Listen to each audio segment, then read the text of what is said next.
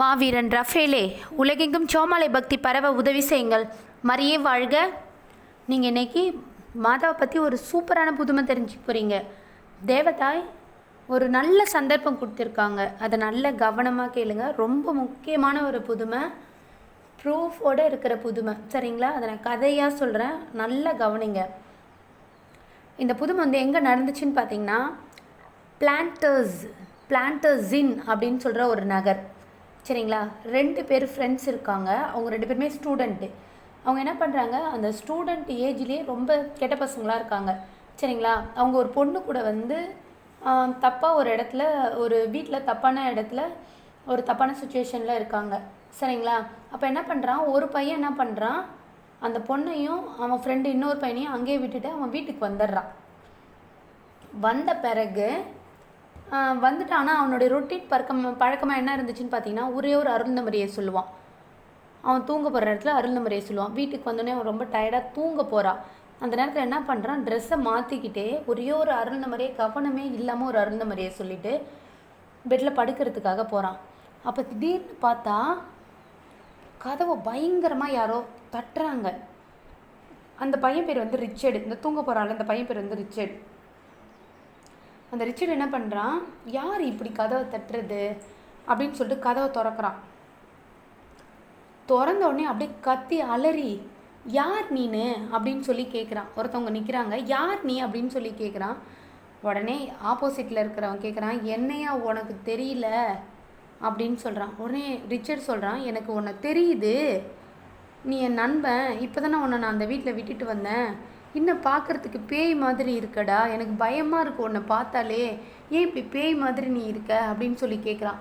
அதுக்கு அவன் சொல்கிறான், நான் என்னை நரகத்துக்கு தள்ளிட்டாங்கடா, நான் அந்த வீட்டிலேருந்து அந்த பொண்ணு கூட இருந்துட்டு அந்த வீட்டில் இருந்துட்டு வெளியில் வந்த உடனேயே பேய் என் கழுத்தை பிடிச்சி நெரிச்சு என்னை சாகடிச்சிடுச்சு, என்னை நரகத்துக்கு தீர்ப்பிட்டாங்க, நீ அருள் நிறைந்த மாதிரியே சொல்கிறியா, அதனால் தேவதாய் உன்னை காப்பாற்றிட்டாங்க, நான் சொல்கிறது புத்தகத்தில் இருக்கிற ப்ரூஃப், நல்லா கவனிங்க.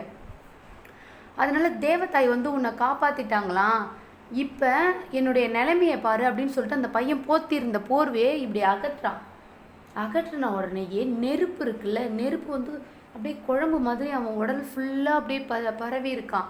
பாம்பு அப்படியே அங்கேயும் இங்கேயும் கடிச்சிக்கிட்டு இருக்கான், அவன் உடலை கடிச்சிட்டு இருக்கான். இதை நரகத்துக்கு தீர்ப்பிடப்பட்ட ஆத்மாவுடைய நிலைமை அப்படின்னு போய் ரிச்சர்டுகிட்ட போய் நீ காட்டிட்டு வா அப்படின்னு சொல்லி தேவதாய் கட்டளையிட்டு இருக்காங்க அந்த ஆத்மத்துக்கு. அதனால் அந்த ரிச்சர்டு நரகத்துக்கு தீர்ப்பிடப்பட்ட ஆத்மா நரகத்துக்கு தீர்ப்பிடப்பட்ட ஆத்மா ரிச்சர்டை கூப்பிட்டு காமிக்குது அவனோட நிலைமையை. இதை காமிச்சு நீ இது உனக்கு ஒரு எச்சரிக்கையாக எடுத்துக்க சொல்லி தேவதாய் சொல்லியிருக்காங்க அப்படின்னு சொல்கிறாங்க. சொல்லிவிட்டு அவன் மறைஞ்சிட்டான். அதே மாதிரி இன்னொரு விஷயத்தையும் சொல்கிறான், என்னுடைய உடல் அந்த பெண்ணுடைய வீட்டிலேருந்து கொஞ்சம் தூரத்தில் வெளியில் என்னுடைய உடல் கிடக்குது, என்னை நரகத்துக்கு தீர்ப்பிட்டாங்க அப்படின்னு சொல்லிட்டு மறைஞ்சிட்டாங்க. உடனே இந்த ரிச்சர்ட் என்ன பண்ணுறாங்க, தரையில் விழுந்து பயங்கரமாக அழுகுறாங்க. அழுது ஐயோ இது ஏன்னா இப்போ தானே அவனை விட்டுட்டு கொஞ்ச நேரம் தான் ஆகுது, அது கட்டி அவன் செத்துட்டான், அவன் ஆத்மா நரகத்துக்கு தீர்ப்பிட்டாங்க, நான் அருள்நமரியை சொன்னதுனால தேவதாயை எனக்கு ஒரு எச்சரிக்கையாக காமிக்க சொல்கிறாங்க. ஏன்னா நேரடி நரக நெருப்பையும் பாம்புகள் அவனை கடிக்கிறதையும் நேரவே பார்த்துட்டான்.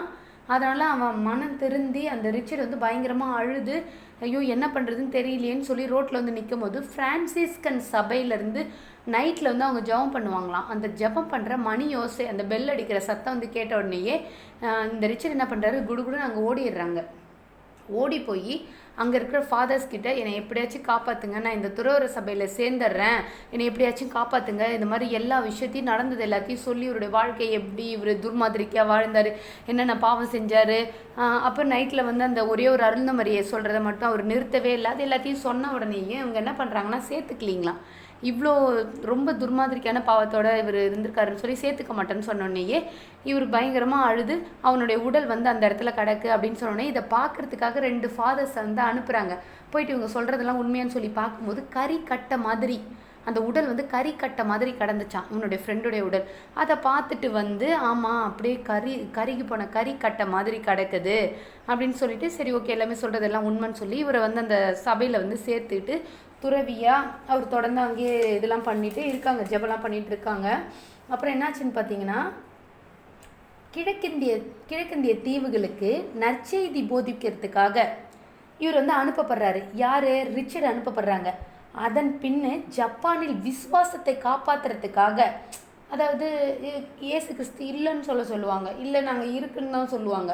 இருக்குன்னு சொல்கிறவங்க நாங்கள் கொளுத்துவோன்னு சொல்லி எவ்வளோ பேர், ஏகப்பட்ட பேரை கொளுத்தி தலையை வெட்டி என்னென்னவோ பண்ணிட்டாங்க. அந்த மாதிரி ஜப்பானில் விசுவாசத்துக்காக உயிருடன் எரிக்கப்பட்டு இயேசு கிறிஸ்துக்காக உயிரை கொடுக்கும் பேர் பெற்றார். யார்? கடைசியாக இந்த ரிச்சர்ட். சரிங்களா? மரியன் மகிமையில் புக்கில் இருக்கிற ஒரிஜினல் புதுமை. தேவத்தாய் பார்த்தீங்களா, அவருடைய ஆத்மமும் நரகத்தில் விழாமல் ஒரே ஒரு கவனமே இல்லாமல் சொன்ன ஒரே ஒரு அருள் நிறைந்த மரியாதைக்காக எவ்வளோ பெரிய விஷயம் செஞ்சுருக்காங்க பார்த்தீங்களா. நிறைய பேர் கேட்குறாங்க என்ன புதுமைகள் நடக்குதுன்னு. இதை விட புதுமை என்ன இருக்குதுன்னு கேட்குறேன் நான். எவ்வளோ பெரிய புதுமைகள் பார்த்தீங்களா. அதனால தான் தொடர்ந்து ஜெபமாலை ஜெபிக்கணும். மறக்காமல் நம்ம சேனலை சப்ஸ்கிரைப் பண்ணிக்கோங்க. பக்கத்தில் இருக்க பெல் சிம்பிள் அழுத்திடுங்க.